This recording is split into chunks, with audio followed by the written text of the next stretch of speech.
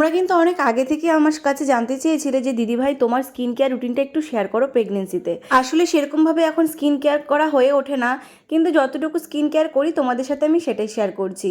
এখানটাতে আমি স্নান করে ভালোভাবে স্কিনটা কিন্তু আগে ফেস ওয়াশ করে ক্লিন করে এসেছি। তারপর এখানে আমি ফার্স্টে একটা টোনার ইউজ করব।